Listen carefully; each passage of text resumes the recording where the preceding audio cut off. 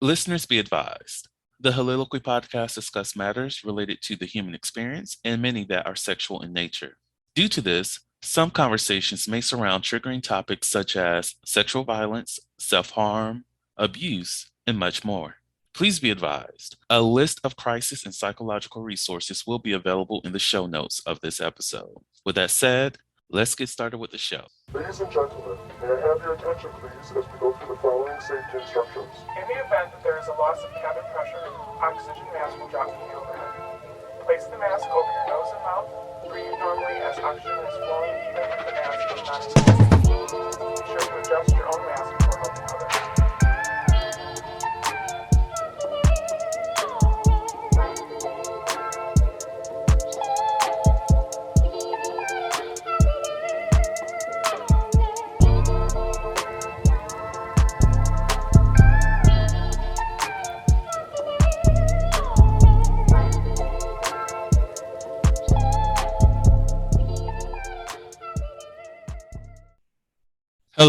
Hello, everyone. Welcome to the Soliloquy podcast, where we step out and speak on sexuality. This is your favorite host, Vernon T. Scott, also known as Slaytor Jackson, and for you freaking motherfuckers out there, Sebastian Adams.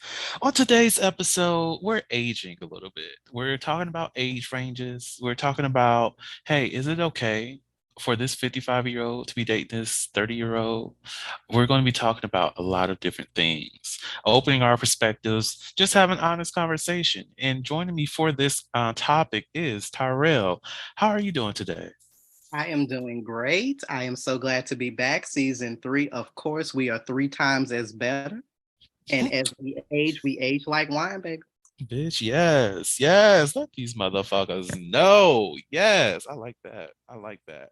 So, all right, y'all.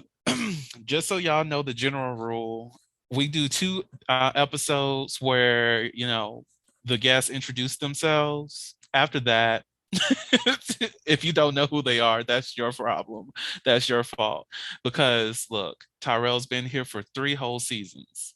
If y'all don't know who he is, that's your fault. I'm not gaslighting. I'm just telling you the truth. You need to go back and listen to some things, listen to the old episodes, catch up too. Look, you can probably start at episode 1 if you want to. If you want to be a trill motherfucker, you want to be a real nigga or some shit like that. I don't care whatever you do. Join the Patreon if you really trying to be a real nigga, okay? But you don't have to come on. I'm not going to ask him to introduce himself again. So, for the last time, Tyrell, who the fuck are you? Hello, everybody. I am Tyrell. I am born and raised here in Atlanta, Georgia. I am currently a doctoral student. If you, like Vernon has said, if you've been following since season 1, you know that I've been on this doctoral journey for quite a minute. I'm trying to get it to come to an end, y'all. I'm trying. So hopefully that doctor will be behind my title. Next year, we're going to speak that into existence. But any more than that, I am a English scholar, teacher, tutor, writer. I am also a very sex positive enthusiast, same gender loving gentleman, and also a part of the poly community. Yes, and we love it. And by the time this episode airs, that doctor's going to be there. It's going to be secured, okay? Depends on what month. Exactly. But you know what? Regardless, it's coming next year, next summer. Look. Oh, and for those people who don't understand how these recordings work, I have a busy life. And because of that, I have to pre-record a lot of things. So I don't know exactly what's going on in the world at the time that this episode releases. Hopefully things are looking better. It will be oh damn, it will be 2024. You never know. We could be in a zombie apocalypse. You never know. But look, we in a zombie apocalypse. But make sure you listen to the zombie playing again. Listen, while they outside trying to kill your ass, you better be listening to this shit. Just think about that. Other people out here, pow, shooting zombies and shit. You over here listening about sex. Yeah. You got them? Yeah. Oh, well, I'll fill you in what's going on the podcast when y'all get done. mm, just kill them all. We got Maybe you. the reason why the zombies want to kill everybody because they ain't having no sex. Like we could be educated. Look. See, the only reason why they became zombies is because they wasn't listening to the Holy Liquid podcast like they knew they were supposed to be Exactly. doing. They didn't get the knowledge that they needed. We up here saving the whole freaking world. Look, listen, and is. Mm, take that. I cannot. And we ain't even having nothing to drink, y'all. That's the sad part. Right. Oh my gosh, that's the one thing I love about November. I'm going to be litty this year. I'm still not doing any weed, but I'm going to be litty this year for November. I think there was only one episode I will actually consider myself as being drunk in from 2021. Yeah, I was gone. I think it was the episode where we were talking about P Valley. Oh yeah, I was Oh lit. yeah. Bitch, I was lit. Yeah. That was a good day. That was a Listen, good we were just conversation too. immersed in the show, like so we had to be lit. Exactly. Oh God. Mm. Okay, I need to stop. Okay. We're not in that moment. I'm sober. I've been drinking water. It's hot. It's summer. We're here. Okay, so I just had to recenter myself. We were talking about age ranges, right? So one of the things that we were talking about in the intake meeting was that there's a disconnect between younger and older men. And I believe it was in the context of like how there's the generational divide because there's no um,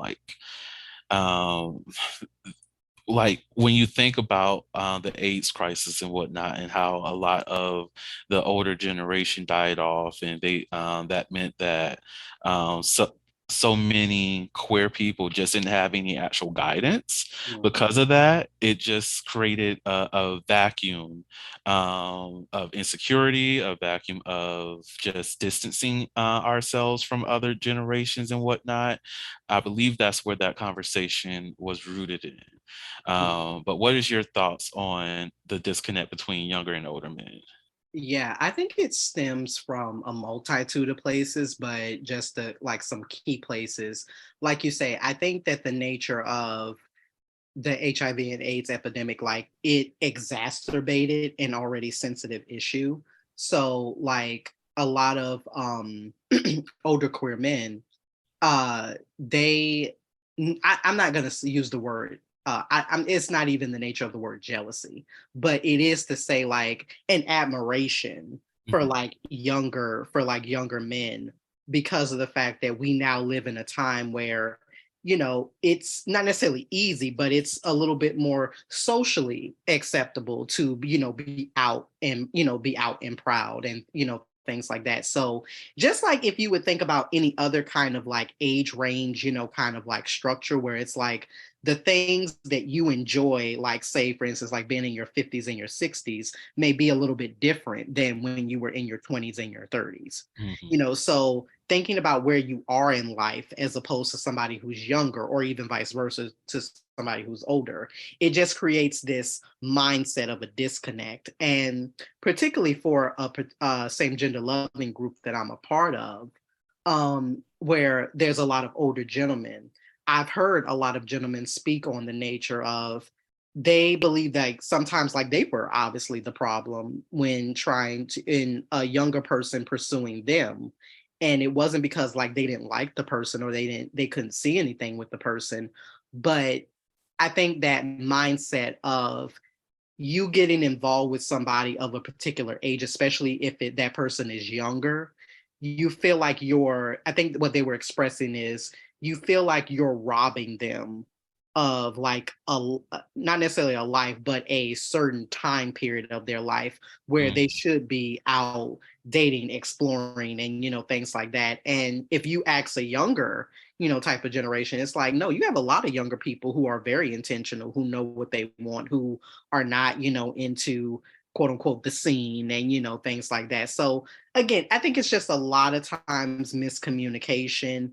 It's a lot of times fear, Mhm. because it's like if I'm in my 20s and my 30s, but yet I'm involved with someone who's in like their 50s. It's like, okay, well, this person is old enough to be my father. And so it's kind of like, okay, is that gonna make like potentially introducing them to my family or to my friends, awkward, and just bringing up all these sorts of things that may or may not come up. But yeah, definitely, I think that for the native speaking specifically for the queer community, I think because a lot of things, and it's not to say that obviously older men like they weren't having their fun, like in their youth and things like that. But I do think that a lot of times having that fun came with a little bit more secrecy Mm.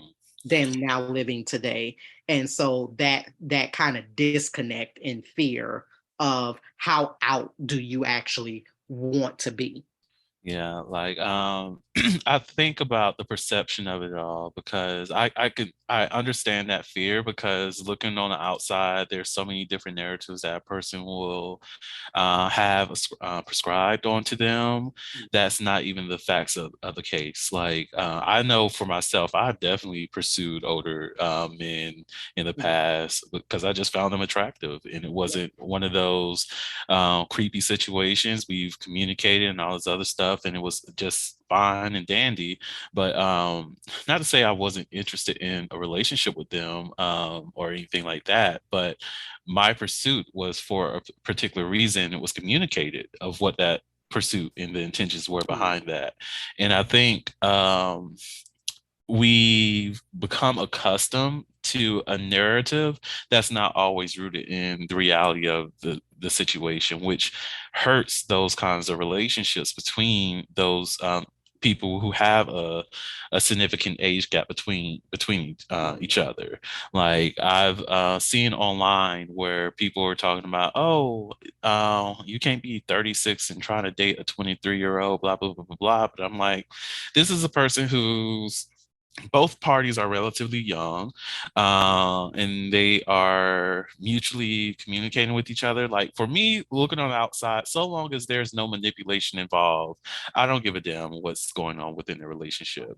Like I understand that aspect of robbing somebody of their youth and them not being able to explore all these other things, but there's a way to provide freedom to a person to do whatever the hell they want to do and have security in your relationship too. Exactly. And just to give a little bit of context for listeners who are trying or again wondering, well, what does the nature of HIV and AIDS, have to, do with that or stem from that?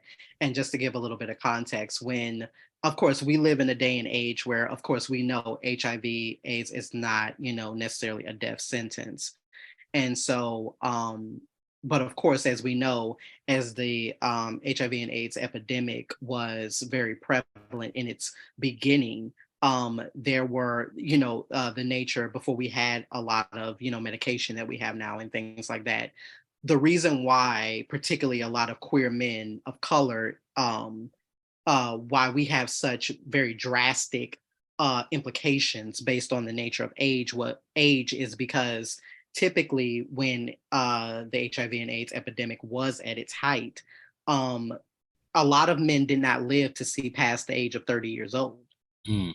And so, with the nature of so many men dying young, it is to say that a lot of older same gender loving men who are now in their like 50s, their 60s, and so on, it's kind of like trying to reconceptualize your mind with the nature of, oh my God, like I made it. I made it through, a very, horrible, kind of ordeal. And even for men who are living currently, with HIV, who are HIV positive, it is one of those things like you just have a very different lease on life.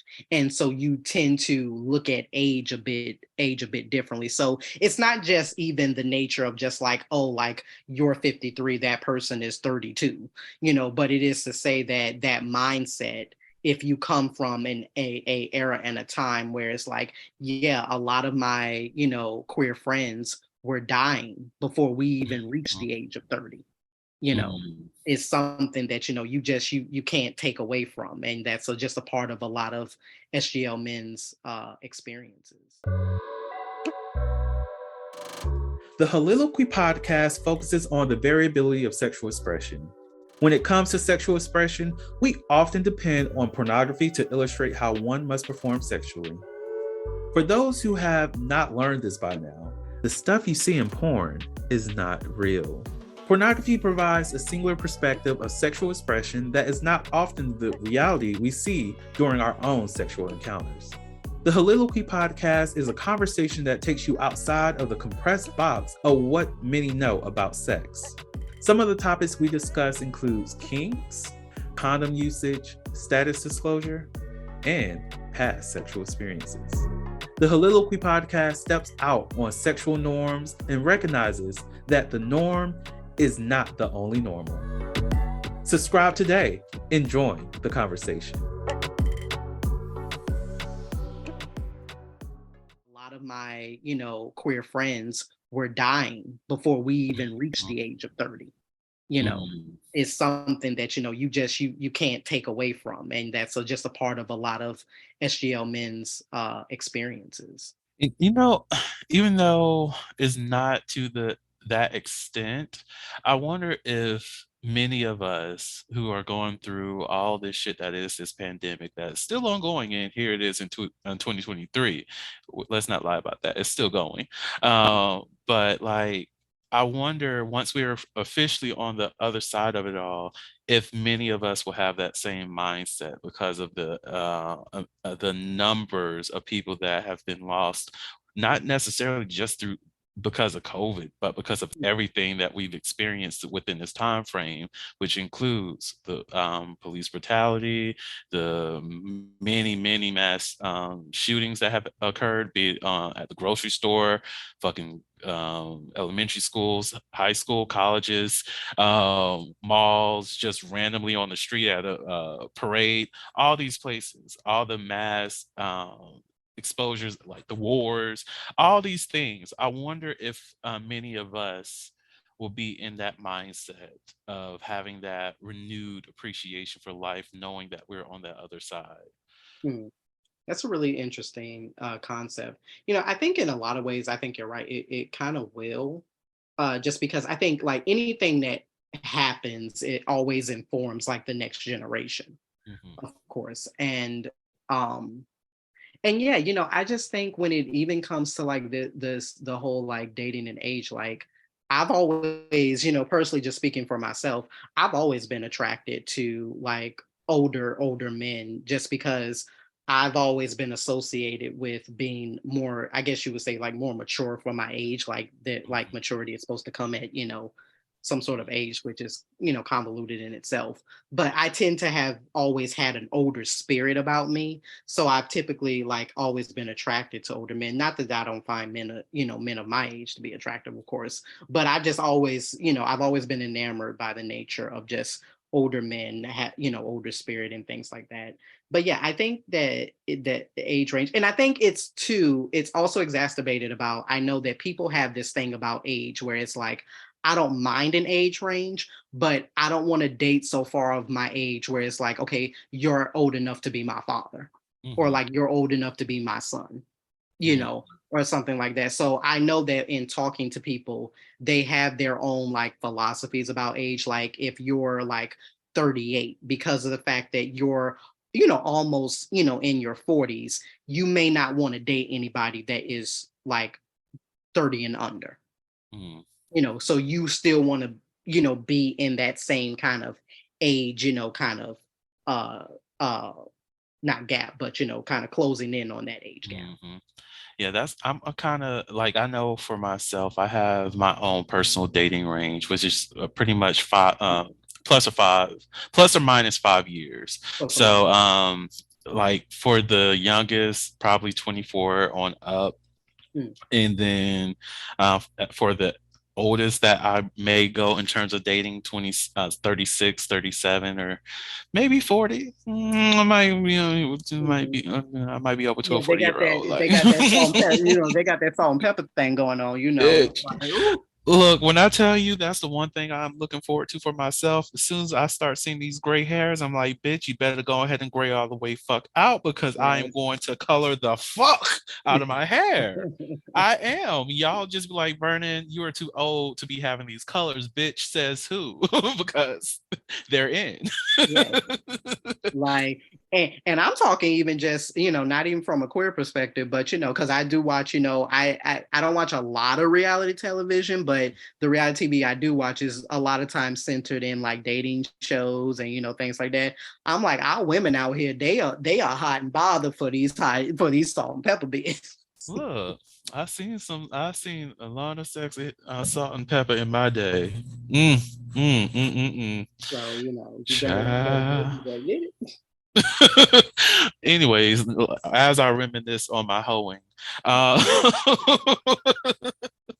but yeah, I do have my age range when it comes for dating. I also have like, okay, the age range for like hookups is pretty much like 21 plus. Like, if we can grab a drink together, have great conversations, we can fuck. Right. like, Yeah. like essentially that's where it's at. But like, I will say one of the things for myself that really drew me to a lot older crowd is the sense of the quality of the conversations that I will have. Yes. Like when I engage with people my age or a little bit younger or just slightly older than I am, I don't get that rich conversation that I may have gotten with older people. And I hate that for myself. I hate that for the generation that I'm in because it should not be this hard to communicate with people within your age group. It doesn't make sense why it would be this tough, but I also have to attribute that to what we've been raised in, which is that instant gratification or just the having the 140 characters to make a statement, all that mess. Yeah. It has hindered our ability to effectively communicate with each other. But at the same time, can we do a little bit better on that? Yeah. But I will say that's the one thing that I appreciated most by engaging with people of an older generation. Right. No, I definitely agree because a lot of times when I am speaking to gentlemen that are older, it's always one of those aspects. Oh, like we are either talking on the phone or we're video chatting, or, because that's much more my preferred method of communication. Mhm. And like you say, it's kind of like, I think because we live in such a social media age where we're having to type so many characters, or, we're having these kind of short, conversations. A lot of times, I know speaking just personally for me, it's a lot of times like fleeting conversations. Like I don't mind starting out, with texting, of course, because, we're just getting to know each other. But at some point, I am not going to just be wanting to be on the app or, wherever. Like, hey, let's talk on the phone, let's video chat, let's see about, whatever it is. And it doesn't necessarily even have to be something romantic, but even just like something platonic. Like, I don't just want to sit here and text with you all the time. And lo and behold, get it into, you can't even call them conversations. They're more like one message text with the what you doing, or just,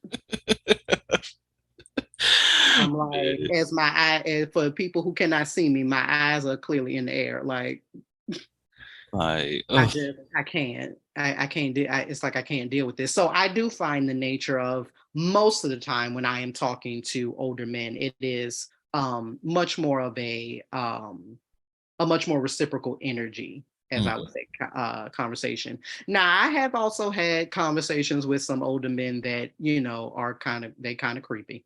Yeah, yes. So yeah, let's not dismiss There that. are those out there. There are those out there. Yeah, and I'm like, yeah, this is like kind of like not right. So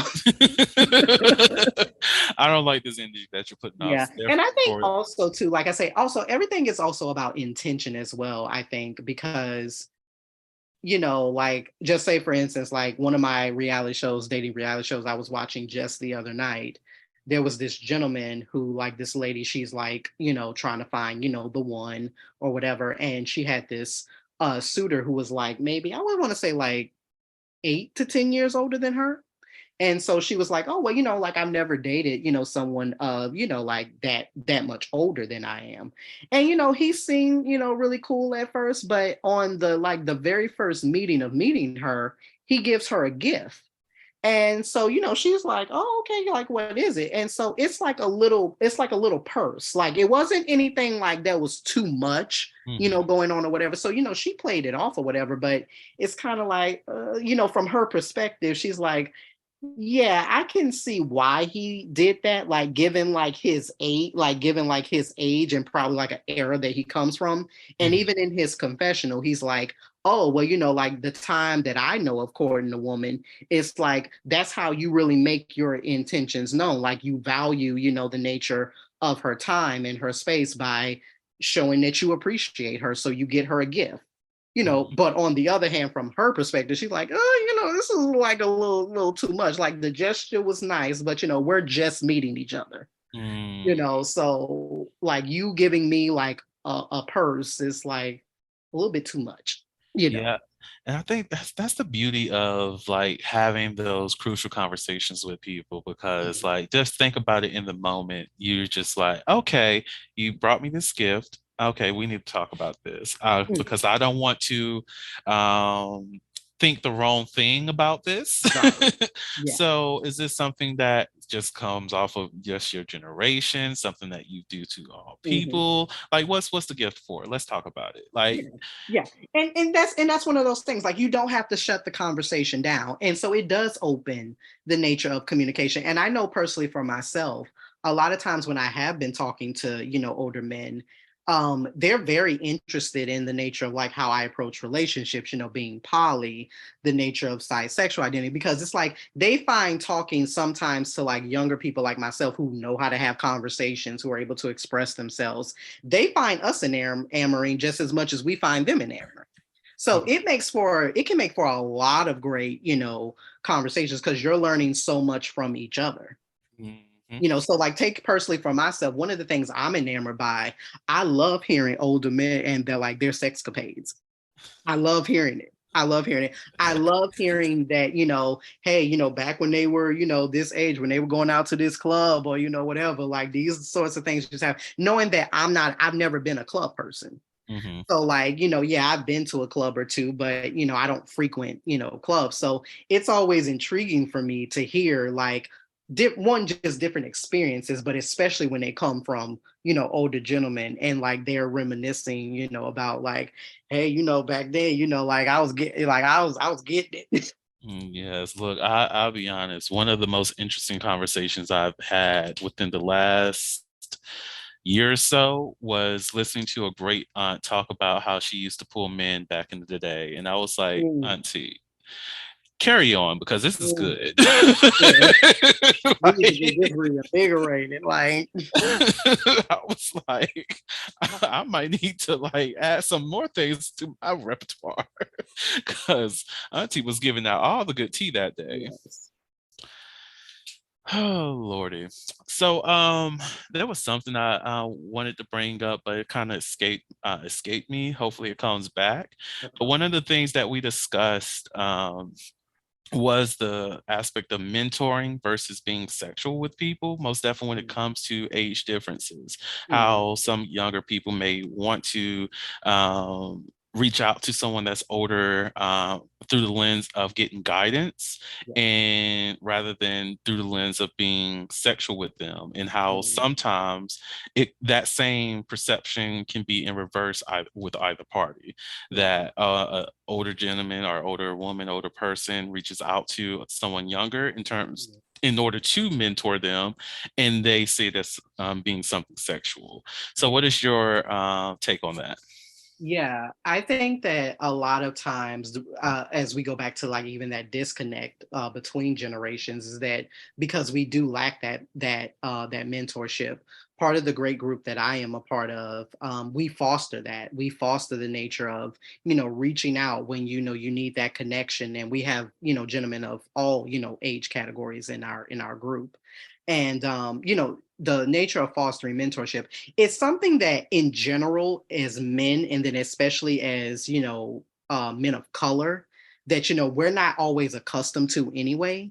And then especially for queer men of color, that our earliest kind of associations with male figures is sexual. Mm, Like sometimes when I am on like social media, especially like Twitter thread, I am beguiled by a lot of topics and threads about when people like when people experience like their first sexual experience. mm, And a lot of times it doesn't necessarily have to do with like having trauma surrounding first time, but like as for instance like rape or forced intercourse or anything. But yeah, just like guys saying like, oh yeah, I was 15, 16 years old and I had a relationship with somebody in their late 20s or in their 30s, and I'm like, that's that's not right though. Like, even though you were of an age to like give your verbal consent, like that's still not consensual. So, mhm, it's just to me like there's like this disconnect with the fact that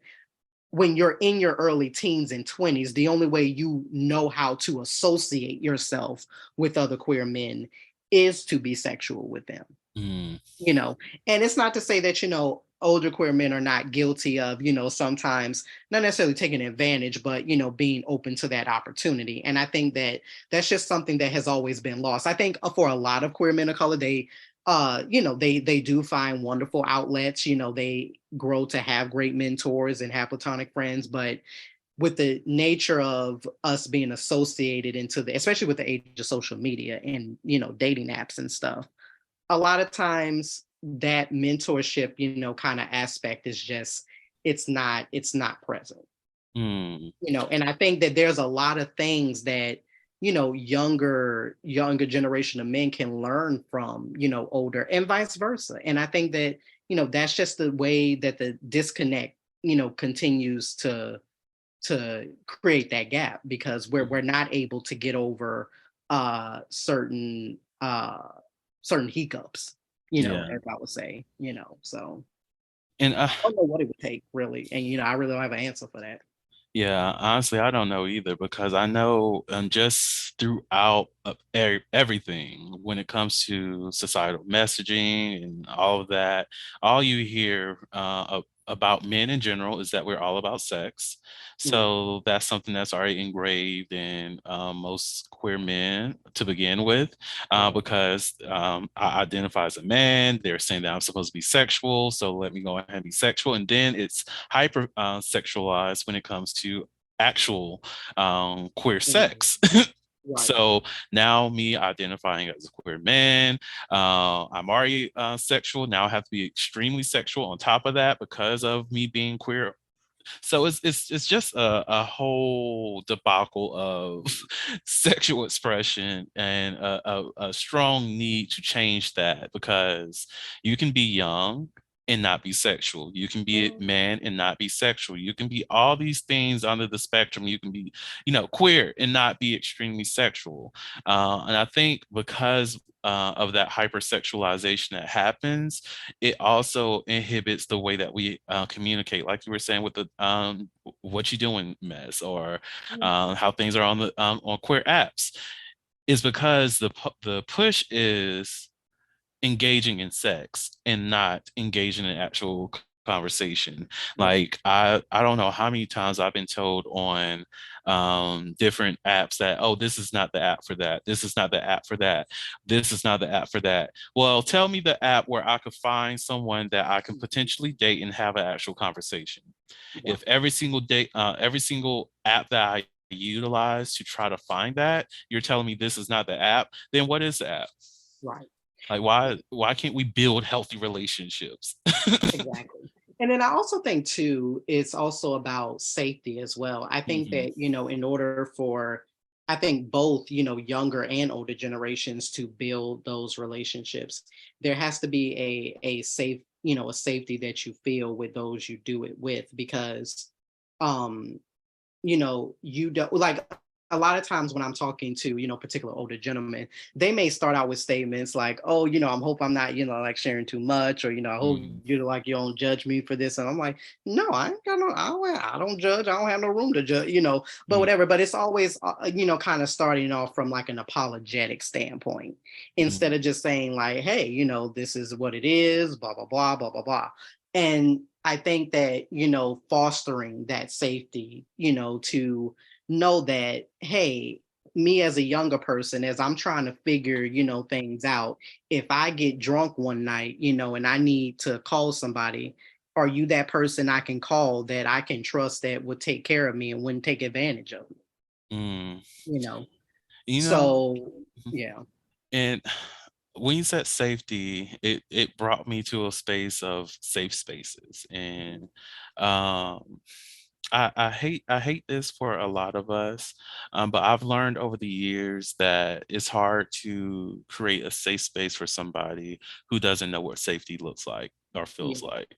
Yeah. And even whenever I have conversations with other people and try to, you know, provide that understanding space for them, I've found it being more of a hassle to communicate with them because they don't recognize what's going on, or of saying like if there's a disagreement about something, it's like, hey, I understand that that's how you feel, then that is to, like, let's say if it's a specific sex act, I'm like, oh well, that just sounds like we might not be a good match together, and that's okay.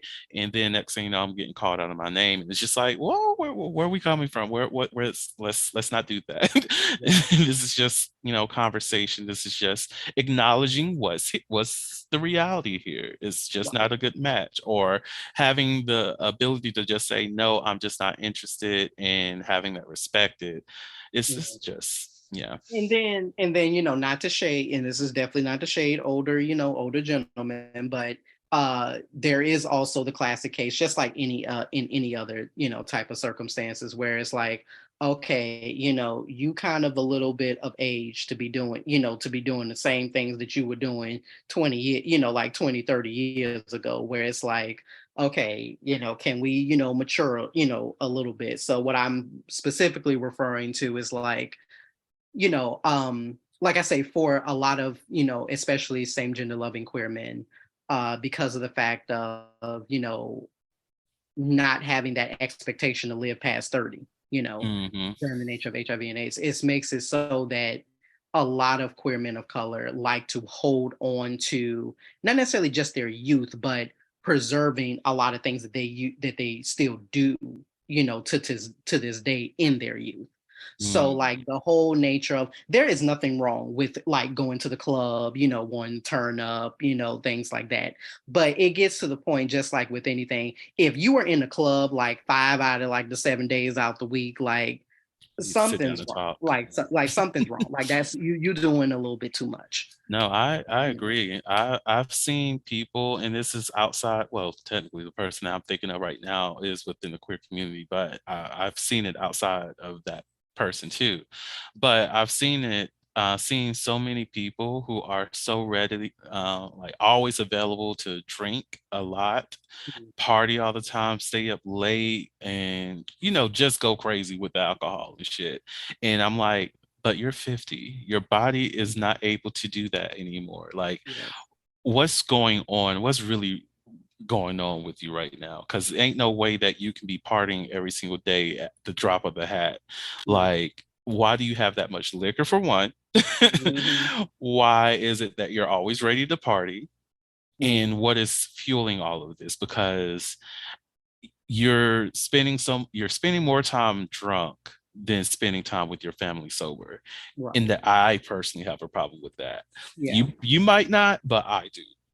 Yeah. And I don't like the saying of like act your age, because I don't think that there's anything like no two people are the same. And so, Hmm. 50 on one person is going to look differently than 50 on another person. Hmm. So, I think for a lot of, especially queer people, is that you think that, okay, I'm pushing this age or I'm pushing that age. So, you want to try to recapture or, hang on to as much of youth as you can. And then some people are just very vibrant, like there's that saying, like, you're only as old as you feel, True, and that's a true. very true statement. But I also think that statement comes with a caveat. It's okay, if you are 55 and like, hey, I may be 55, but like physically, I feel like I'm in my like early 30s, like I still, Yes. I got it. There's a difference between that and, like we're mentioning, you continuing to do something, an activity or something that's a pattern of behavior that is like unbecoming of you. Hmm. So to me, I feel like you do not need to be, which I don't like this for younger adults, more or less older. Like, Same. why are you up at the drop of a hat just getting into random arguments with folks? Like, now, and you want, and as they talk about, the community, like sometimes, oh, I'm like, oh. And like I Look, say, I don't even like that for younger people, more or less on an older, somebody older. man, I agree with you. I think that's the that touched the nerve on that one because, like, we can have whatever it is that's really stressing you out. Like, I need people to recognize that in this moment, this person who said this one thing or whatever the case is not the reason why I'm mad. This is not the reason why I'm mad. I can actually talk to them like a whole as adult. Like I remember a couple weeks ago, actually, I was at one of the gas stations that serve food. I was getting something to eat, and the people were behind the counter. They were fixing some like stuff that they need to bring out later on. And this dude, he was already there. He walks away to go use the bathroom. And then I ended up getting in front of him in the line. And he comes back and he's trying to rush them. And they start fixing my food. And he's like, oh, but y'all couldn't be out here when I was over here. I was like, dude, calm Mm, down. It's not that deep. Like they're fixing the food. They had to do something in the back. And it's okay. I literally told this man, it's really not that deep. Like, mm, just like, what the hell is wrong with you? I asked him that part, but and he calmed down for a little while, and then when the lady started to ask him what it is that he wanted, now I was like, oh, now y'all can do this. I was yeah, like, so now he got a problem with that. you Like, gotta what? He was like, you know what? I don't need this, and he walked away. He cussed at one of the people behind the counter, and I was like, what? what's What is going on? this? Like, what is going on Like, here? can we not, right, what, can we not just have a conversation? Like, can we just talk to people like they're humans? If you're upset about something, be upset about that. These people who are at this job, at this place, did absolutely nothing wrong. They were Mhm. doing their job. They were not available to help you because guess what? They have other qualities of their jobs that they have to do. Shut the Exactly. fuck up or leave. Go to fucking McDonald's and wait. Exactly. Like, Whatever the case recognize you is. are free to go elsewhere. Right. Like, oh. So yeah, I cannot. Mm. I cannot. And then, also the two thing about age gap as well, you are going to meet some people who, and I think this is just a matter of being older or younger, people who are just set in their ways.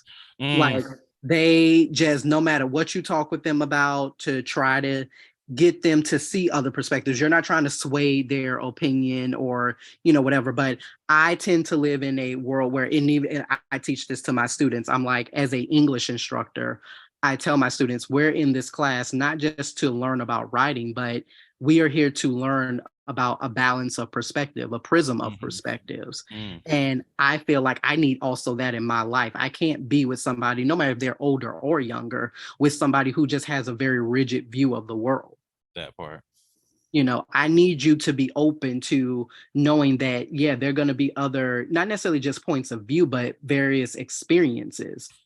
And if you can't sympathize and understand that or come out of your bubble Mhm. that you live in, we not a good match for each Look, other. one things I've learned over the years is maturity has no age, perspective, lack of perspective has no age, ignorance has no age, lack of education has no age.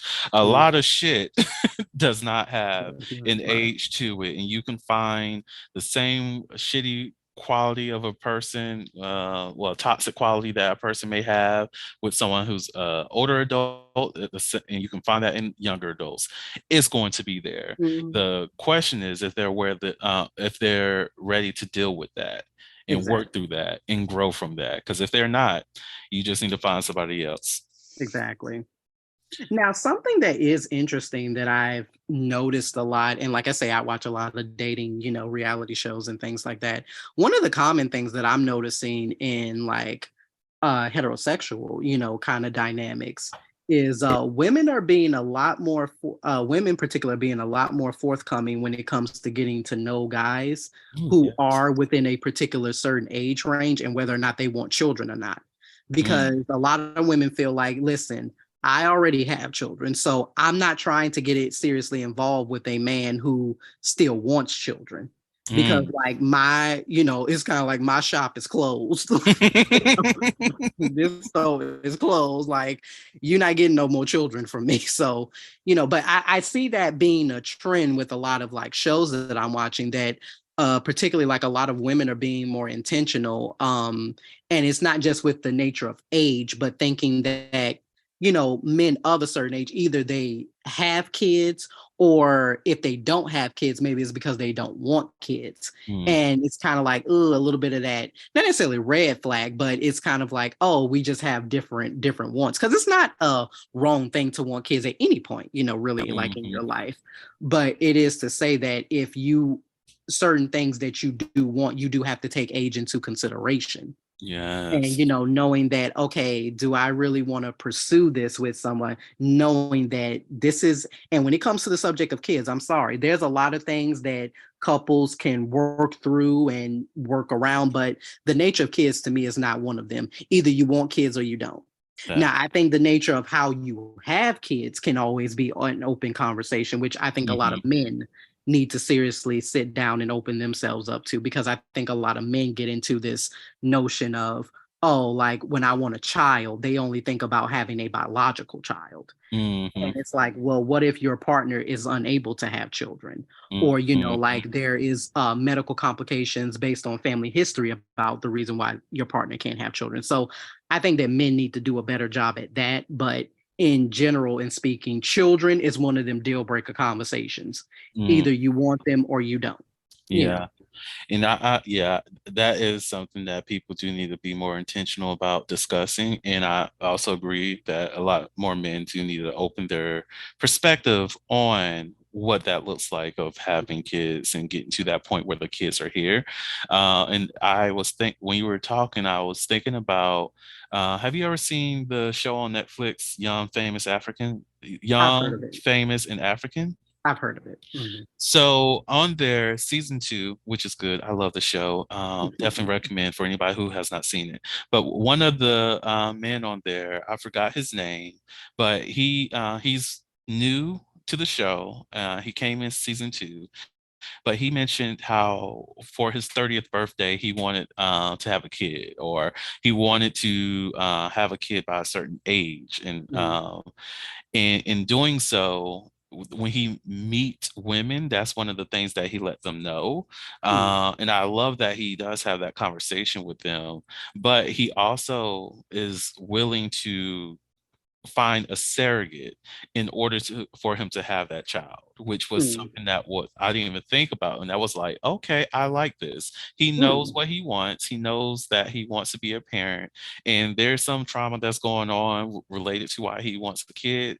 You have to watch the show to understand what that trauma is, people, because I'm not giving that to you. No, Watch the but what you're show. saying is like he has a But plan though for his life, regardless if mhm, a partner is with him or not. So exactly. yeah, And this is so that he can have his biological child, and right, that's right. something that people may want, most definitely men might want to think about. If you have a partner who is unable to have a child, and you want to have a biological child that comes from your sperm and all of that, are you willing to go that surrogacy route? Mhm. And also you have to look and see how much that costs and what kind of commitment that takes.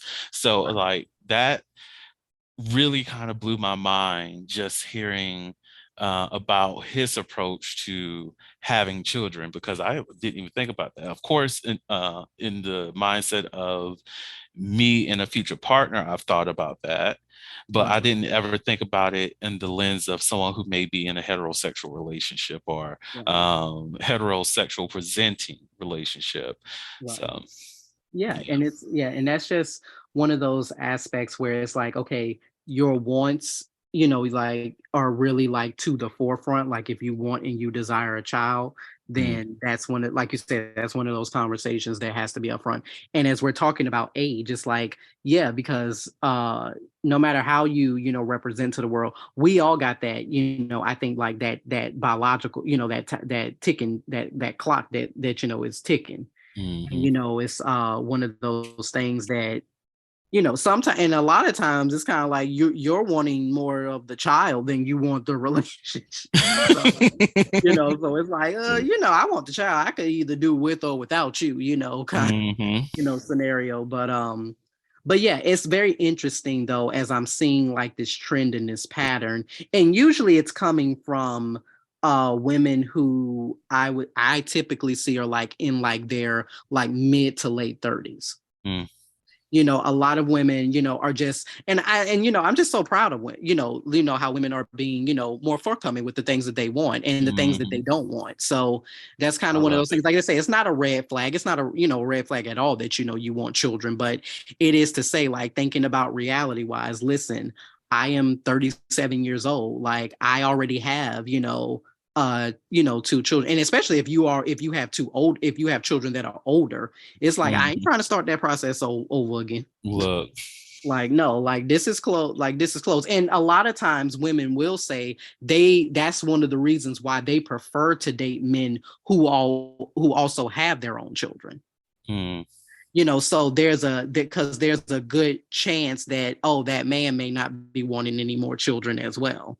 And as long as you have a semi decent relationship or a working relationship with whoever the baby's other parent is, or whatever, we can work through that. But just that whole thinking about as you get to certain places in age, how certain things become more or less important to you.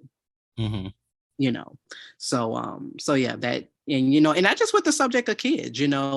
A lot of times what discourages, I think, older men from being with younger men is because typically when you've gotten to a certain age point, you are a bit more stable, Mm, with the nature of your life. And that's not to say that young people are not stable, but you may have this mentality that, no, like that's the reason why I don't deal with people of a certain younger age, is because, listen, I've lived that part of my life in my 20s or my early 30s and things like that. So it's like I need somebody who's like out of that stage of life mhm. you know Got their shit together a little bit. yeah, so Yeah, I get that. Well, the last topic before we go into the never have I ever, just I guess let's try to make this a quick one. But it's, well, we kind of touched base on it a little bit earlier, and that's just a concept that the differences in age ranges is not always rooted in pedophilia, because I've right. seen people stigmatize differences in age Mm, towards that, saying that, oh, this person is after young people, they're a pedophile, all this other stuff. And right, it's like, you don't even know if these people knew each other before they even started dating. So how can exactly. you, like, associate those two things? But you have two adults who, well, societal adults who are engaging with each other, and they like each other, and they are in a relationship. And I think that stigma related to that kind of connection is what hinders the healthiness of those types of relationships where there is an age gap between the Mhm. two partners. Right.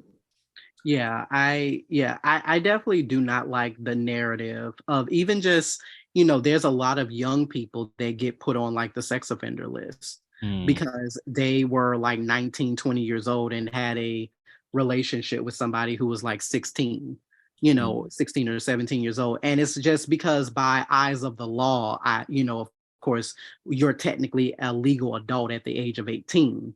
But, you know, it is not to say that, oh, just because, you know, these two people like went out, you know, for like a certain, you know, period of time, you know, being 16 or being 19, that, you know, there was something like all the way inappropriate going. And what I mean by all the way inappropriate, like there was just no type of consent that was being Mm. given, you know, from one end or both ends. So, you know, it's kind of like how we think about like in school, how like when you're in high school, like when you are like 17, 18 years old, like you're technically a senior in high school. So it's like, oh my God, like I would never like go out with a freshman, like who's Mhm. like 15.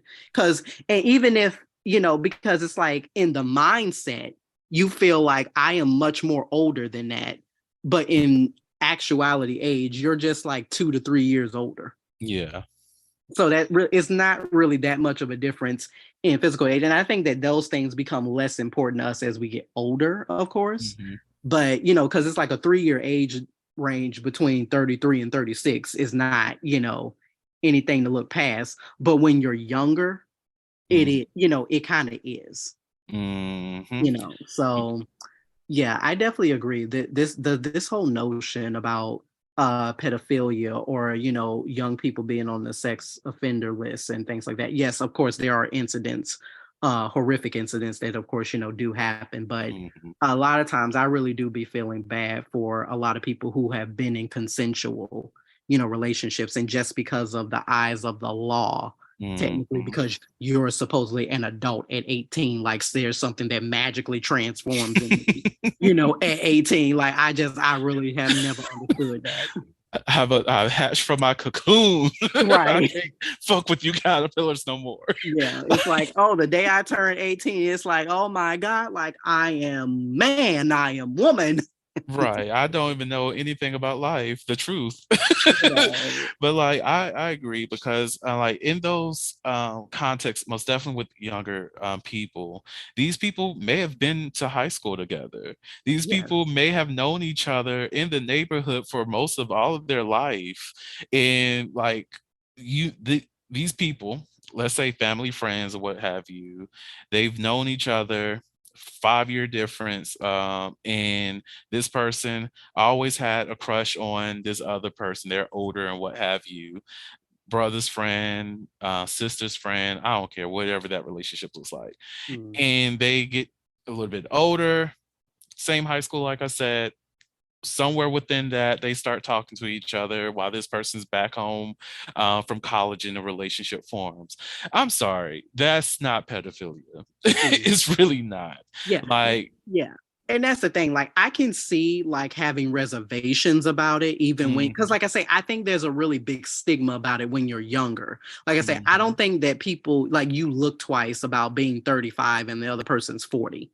You know, mhm, like that's really like nothing that people like look at. But there's a difference, obviously, if you are 15 going out with a 20-year-old, mhm, you know, because it's like in the eyes of how we associate society, it's like, no, you're like 15 years old. You're like a freshman, sophomore in high school, and you're involved with somebody who's of like college age, mhm. you know, like pushing that, you know, like 21 age, like pushing that 21 age, you Mhm. know. So, you know, like I say, it's one of those things that's a very slippery slope.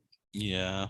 And like I personally I reserve that like terminology for like those people who's like 36 trying to fuck with somebody that's Mm, 15, 16. Like, fam, what are yeah, you doing? right. Gross. But like when it's young people, I need for us to start to have nuance Yeah. in how we approach these conversations. Was there coercion involved? What is the dynamics of this relationship? How long have they known each other? Or is Mm, there any aspect of grooming within this? Like right. what's going on here before we start to label somebody as such and Mhm. try to put them on this list of being considered a sex offender. Let's have a conversation. Yeah. Like that's it's not hard to do that. Yeah. And I so many people's lives have been ruined all because they happen to be 19 years old and Mhm. hooked up with somebody that happens to be 17. Yeah, And that's just 2 separate years. yeah, And that's for states where the age of consent is 18, where you see yeah, stuff like that very often. And yeah, it's like, it's ridiculous. Like, exactly. as soon as they graduate and they hook up, what's the difference? They're Yeah. still going to be 2 years apart. Yeah, because even like people will ask me a lot of times because of the fact I am obviously a little bit more closer in age with my students and you know, though as the years go on that gap gets more and more, Mhm. older, but a lot of times people will ask me, well, Tyrell, like are you ever like attracted to like students and things like that? And my answer always is the same. I'm like, yeah, of course there are attractive students. Like there's attractive people. Like that's not anything to like shy away from or hide from. But a lot of times the things that you will see like in higher education is that legally there is no no consequence, right, to having a relationship with a student. Like as long as like that student is 18 or over, there's nothing against the law about it. However, there are ethical implications about it because of the fact if you are somebody of a higher authority and influence over a student, yeah, it's very looked down on ethically, and yeah, you could have job ramifications because of it. Mhm. So that's what my thing is like. I often always say, just because you can do something doesn't mean you should. Exactly. And Exactly. if you and somebody who have a bit of an age difference, or you are a person of, influence and authority over them, you know, I'd be like, okay, yeah, when once you graduate in a few years, like, hit me up, like we'll get something popping. Right. Look, Yeah. I remember when I was working in housing, and of course I'm on the apps because I'm grown. And if I'm going to find me something off campus, I'm going to find me something off campus. But there was a student that hit me up once, and I was like, they called me Mr. Scott and all this other stuff. So I'm like, you know me then. And there was like, oh, when you gonna come over and let me do? I was like, we're not doing that. No, we're Mm-mm, not doing that. no. One, I live with you all. Yeah. That's a boundary I'm not crossing. No. And then next thing you know, your business Mm-mm. all out there in the street. Like, Mm-mm. no. Mm-mm. No, no. No. And yeah, I was like probably 2, 3 years older than this person at the time. But no, Still, no. we're not. No. Mm-mm. No. You cute. And He I may feel be like cute or that's whatever. always too, like that's always karma as well. Is because it's kind of like, okay, if I do it once, like it's not gonna hurt or anything like that. But my thing has always been this, like, even though I wouldn't do it now, that's not to say I wouldn't be open to it in the future. Because my thing is like if something is meant to be, it's gonna be. Mm, So, of course, like I have the mentality like, no, I would never like be involved with one of my students, like in any type of fashion, sexually or whatever. But I'm like, once you graduate and, like yeah, our paths, can cross, at some other point in the future, like it ain't to say like it's completely off the table. exactly. Like I know once I graduated, I sure as hell hooked up with somebody that was an employee at the Look, institute. let them know. No, not.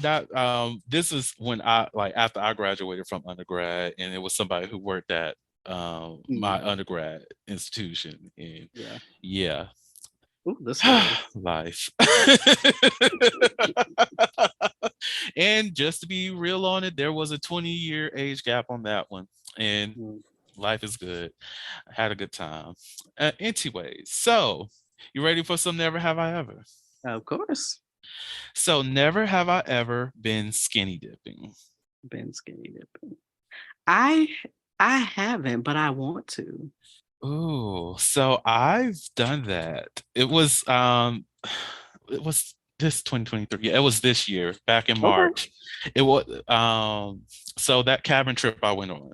Mm, So there was a pool and we were all up in there naked. It was a lot of fun. It wow. was a lot of fun.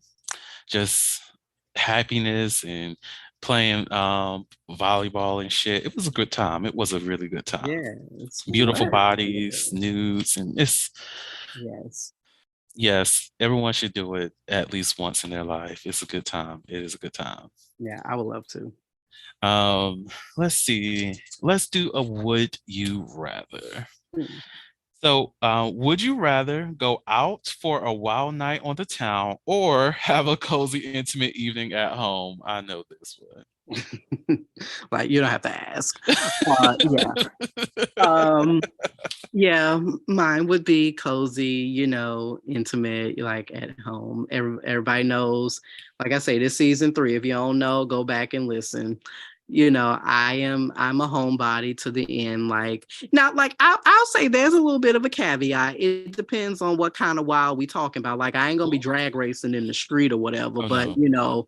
but if we talking about, I may be in the mood to have, some sort of wild night, that is wild but safe. I think that there's an Ooh, exclamation. I think yes. that there's an asterisk there that you can have wild fun that's not dangerous, you know, or anything like that. So, you catch me on on a night that, a little pre-planned, because I'm not really a spontaneous person. So I don't like things to happen too in the minute or, in the moment. But, wild night could be something, every blue moon, I would be up for, but no, but basically, like in majority circumstance, everybody knows I'm a homebody, so I always love cozy, intimate Mhm. evening then.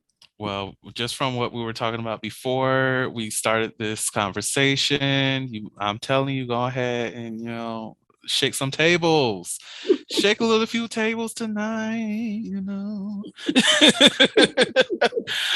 For myself, I do enjoy me a good day at home, being cozy and just being present. That is what I prefer any day. Mhm. And I'm kind of like you. If I'm going to have a wild night, I need there to be some responsibilities because I'm trying to make it home, Right. and make it home safe. Because some people would just be doing the absolute most, and I'm not that person. I'm not him. Mhm. Y'all got that. Mhm. Would you like a sex question? Sure. All right. So, which sounds more thrilling to you during a sexy scene? Wearing a blindfold, a gag, or noise canceling headphones? I would say I would say a blindfold. I would be open to having a blindfold on. Like, as much as I am a visual person, I like to see things and things like that. I love to also use my imagination as well. So I wouldn't mind being blindfolded. For me, I'm mad that it's not two because I love to say both of them, but I have to say all of them. All of them. Put it all on me at the same time. Do this full sensory deprivation, bitch. I don't need to know what's going on. Most definitely, if I already trust this person that I'm engaging with, bitch, do whatever. Do whatever the fuck you want to me. Oh my God. But if I have to choose one, I will probably do the blindfold as well, just so I don't expect everything that's about to happen. Well, I can't, so I don't see it. I just have to just wait until it actually occurs, and be a little bit more present in that sense. Absolutely. With that being said, Tyrell, do you have any last words that you would like to share with the audience before I close this out? Ooh, just to everyone that is listening, just always remember, no matter if you're dating older or younger, just remember to continue to be your beautiful and fabulous self. One of the main aspects that can hinder a relationship, I think, being with someone older or younger, is the nature of power dynamics. And Mm, power dynamics tend to shift and change depending on what is happening. It could be age, it could be race, it could be economic background, and to just know about the kind of power dynamics you are entering with being involved with someone who is older and younger. And so, just making yourself aware that, those power dynamics are going to exist, and whether or not they are healthy for you or not, you're going to have to determine that on your own. But hopefully, listening to us, you are making wonderful and wise decisions for yourself. yes, yes, yes, yes. And also, always remember to keep consent at the forefront. Yes. So, thank you so much, Tyrell, for coming on to the podcast. Thank you for having me. To the audience out there, thank you all so much for listening to the Holy podcast, where we step out and speak on sexuality. Just in case no one else told you this today, you are beautiful, you are worthy of happiness and joy, you are enough and then some. You may not live up to the expectations of others, but that is okay. You are only required to walk in your own shoes. May each day you live lead you towards abundance. With that said, love you all, and I'll see you next episode. Bye. Thank you for listening to the Holiloquy podcast, where we step out and speak on sexuality. You can subscribe to the podcast through your favorite podcasting app and find us on the web at www.holiloquy.com.